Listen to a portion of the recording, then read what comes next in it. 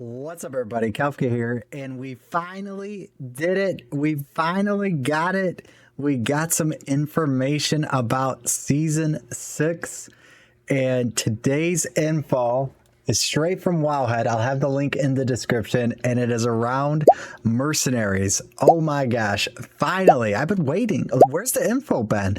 I guess they're working on whatever happened in the PTR, trying to fix some things, balance some things, make it a little bit better. But we did get this info around Mercenaries, which we're going to go through today.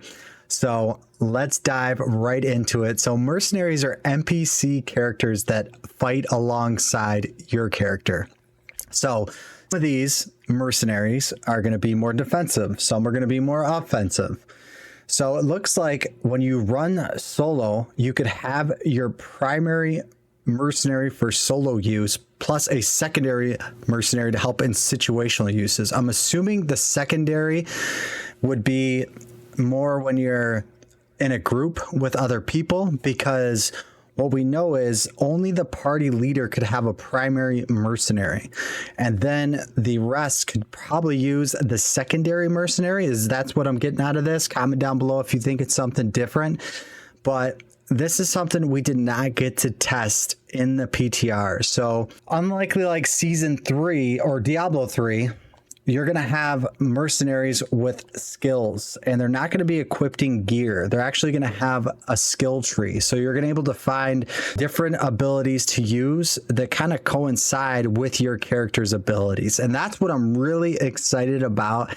And that's why it's like, oh my gosh, it would be so hard for me not to play the sorcerer, because the sorcerer and some of these mercenaries are probably going to be insane and a lot of fun. So it looks like each mercenary has 2 possible skill trees. So we talked about that. You can only have 1 active at a time. You could change it if you want. You could activate a maximum of 4 skills on a mercenary, with 1 core skill passive and 1 mercenary skill with 1 iconic passive. Wow, so there's 4 skills for mercenaries. You're reading it right there with me. That is crazy. And there's 4 different mercenaries. The first one is Raheir the Shieldbearer. So he's a blacksmith trained by the Iron Wolves, uses massive shield to block. It looks like he gives armor boost. It looks like he tanks, barrier, damage reduction, and resilience. So they're saying like, oh, maybe this would be alongside a sorcerer because sorcerer does so much damage. Well, no, maybe we just want to do more damage, and we want the mercenary that can do more damage. But I don't know. So it looks like core skill is shield charge. Selecting a mercenary core skill alters weapon and basic attacks. Right here, rushes forward aggressively, dealing 110 physical damage and taunting. So grants you 15% armor and slows enemies. So basically, taunt enemies, get you armor, and slow enemies. Here's some other ones. Provoke. Taunts enemies, gives you 5 damage reduction for each target up to 20%. So 20% damage reduction. You deal 10x damage to taunted people. That's not bad too. That's pretty good. Once triggered, enemies taunt, distant enemies, cooldown is reduced by 25%. So you're reducing his own cooldown. All right. And then we got Crater. Right here, strikes the ground 3 times, dealing 30% physical damage, pulling in enemies. Then the final burst deals 40 physical damage and stuns enemies for 2 seconds. That sounds pretty cool. All right, so this is a passive. Next 2 core skills within 10 seconds deal 25x damage and no resource cost. Wow. And then gives you vulnerable. Wow, so I don't know why they said it would be just a tank, and this guy's actually helping us do damage now. What? All right, ground slam, slowing enemies for 6 seconds by 30%. Targets center of the slam, slowing by 60% instead. So that's a big slow. 15% to all resistance, which might be good in World Tier 4. When you use a healing potion, taunts enemies for 4 seconds. Can only recur every 20 seconds. I think I like this one, but you need something that's going to do a big bomb.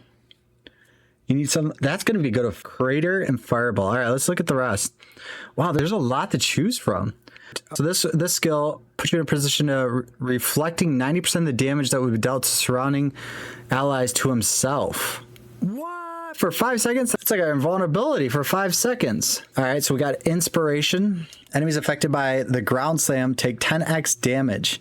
Allies affected by his bastion deals 25 increased damage. It's pretty good. Man, these are some good skills. Wow. Heals you for 25% of your maximum life. Cooldown is reduced by 25%. So he throws a shield, dealing 225% physical damage, taunting enemies for 3 seconds. The shield bounces 3 times. Cannot bounce on the same target. He also does a ground slam and a shield throw. And the shield throw concentrates enemies for 6 seconds, directly damage and giving you health.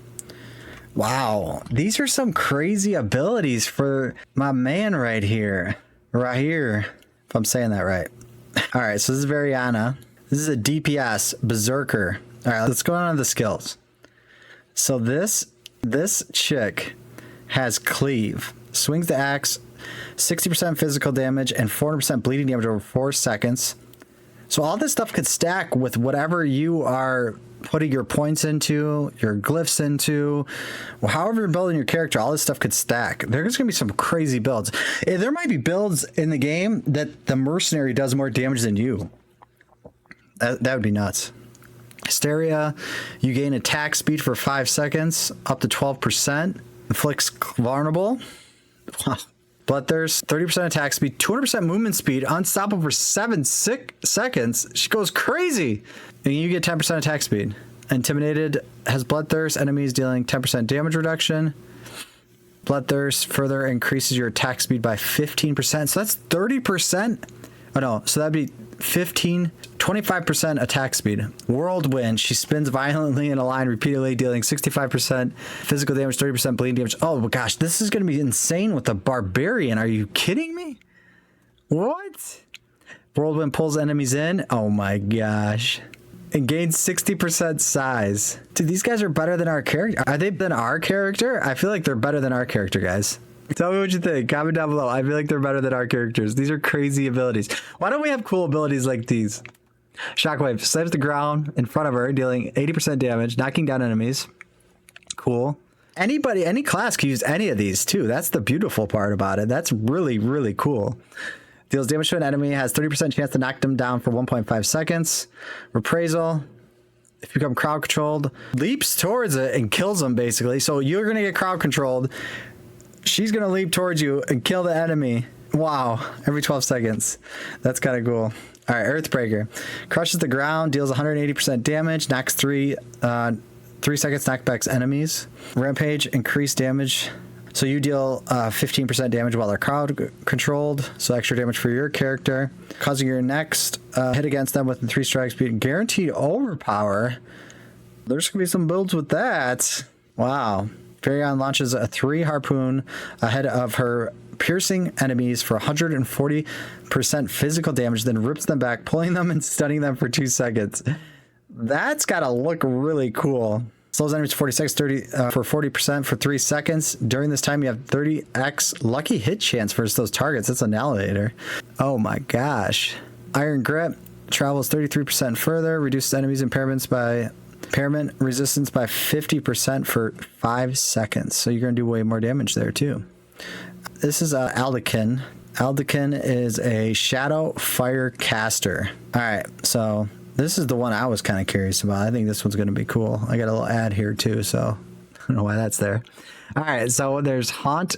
He deals 3 ghostly strikes at enemies, haunting victims, dealing 90% shadow damage over 10 seconds. If the target dies, Haunted jumps to the soul of another target. Wow. Has a chance to inflict vulnerable. 5% chance to daze. Let's see what else he's got. Desecrates an area for 6 seconds, slowing them, reducing their damage out by 20 seconds. Enemies take 15% damage from you. Oh, lucky hit. Attacks against enemies have 20% chance to daze. You instantly kill enemies with less than 40% life. Does not work on elites. I'm not loving these guys yet. Let's see what this is. Chain of Souls. Anakin chains up 10 enemies to himself, tethering them, dealing 84% damage over 2.5 seconds. When it expires, deal 35% and stun the victims for 2.5 seconds. Not bad. Damaging a soul chained enemy detonates a chain, dealing 50% shadow damage around them. Soul's cooldown is reduced by 1.5 when a chain target dies. I don't love these skills, the shadow ones, but the shadow ones are going to be good too, because then it probably activates your Talrashas. So we'll see about that. All right, so then we got Flame Surge. Channels a flame repeatedly for 80% fire damage. Cool. We're doing more fire damage. Slows enemy by 20% and deal additional 60% damage over 3 seconds. Burning. So the enemies are going to be burning more. Gains 10% critical strike against Flame Surge. That's not bad. Aldkin rains Firestorm down from the sky. 3% fire damage on impact. Remains on the ground for 10 seconds. Burns enemies. Enemies hit by Firestorm's impact has a 30% chance to be stunned, so they can be stunned. Firestorm explode for 120x damage. You restore 50% of your primary resource per second while inside the Firestorm. So if you stand in it, you can get your resource back. That's interesting. All right, let's see what Wave Flame is. This sounds cool. I can recover, conjures a mass of flames forward, repeatedly dealing 300 fire damage, knocking back enemies, destroying small missiles. The wave of the flame resets when you cast an ultimate skill. Interesting. You can have unlimited ultimates. Unlimited wave of flame. Enemies by the wave of flame take 15x damage over time for 4 seconds. So this would be really good for a burning build. So now we have the rogue DPS, Subo. Subo! He sounds cool too. Alright, so there's a wire trap. Subo places a concussive, I can't say it, trap that arms after 0.8 seconds when the enemy moves within it, explodes for 80% damage. It stuns, so it stuns. Heavy shot now pierces through enemies. Cool. Damage guarantees you 20% movement speed. That's okay. Subo charges a countless volley of arrows, unleashes it in your position for 140% damage, slows enemies by 50% for 4 seconds, immobilizes.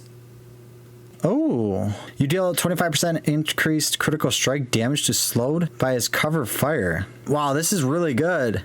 All that's really good. This is S tier right here, these skills. All right, trip mines. Scatters 3 explosives that trap each arm. After 1 second, when the enemy moves within the range, 300 damage, physical damage, knocks them back. Gets vulnerable. Loaded Mastermind. You gain 50. Oh, this one's terrible. These are bad. Trip mines is not good. All right. What is this? Subo tosses a Mercenary at an enemy, dealing 10% physical damage, stunning them for 1 second before exploding flames for the next 5 seconds. Enemies will burn in the area. So this is burning. Once it explodes, enemies take 30x damage from you over 3 seconds. Dude, this guy's insane. Dude, cover fire, a Molotov has a 50% chance to drop a healing potion for you. That's stupid. But these are so good. That's what snipe is.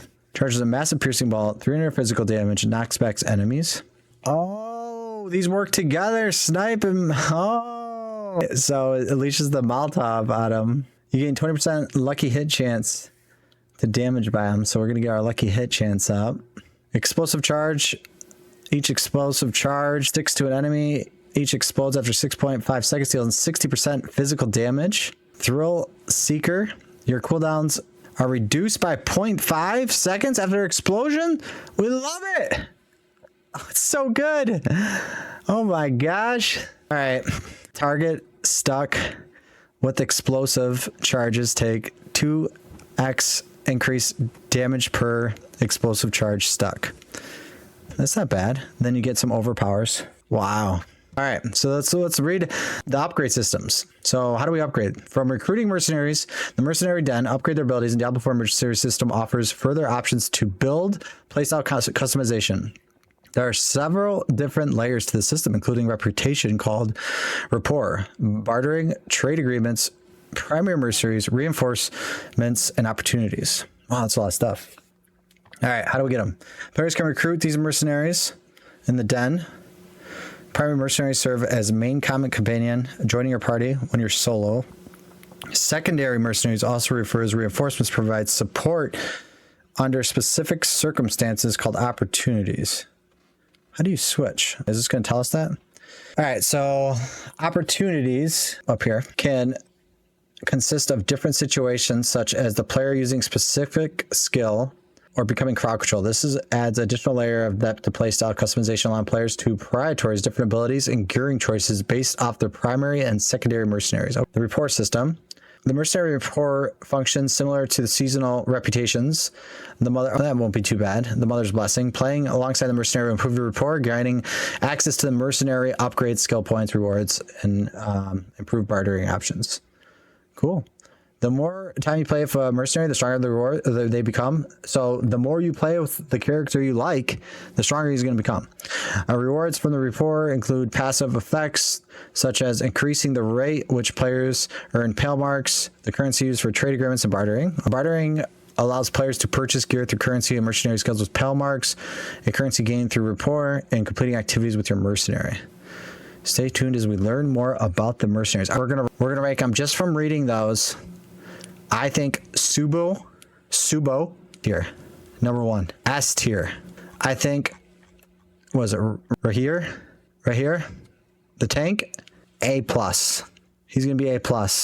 I still think Varyana will be right up there too. That's an A, and then we're gonna go in 4th place is your boy Aldkin. That's my ranking. We finally got some news. Diablo 4 Season 6 Vessel of Hatred Expansion Mercenaries. Check it out. Tell me what you guys think in the comments. Thank you guys for watching. I appreciate it. We'll see you in the next video.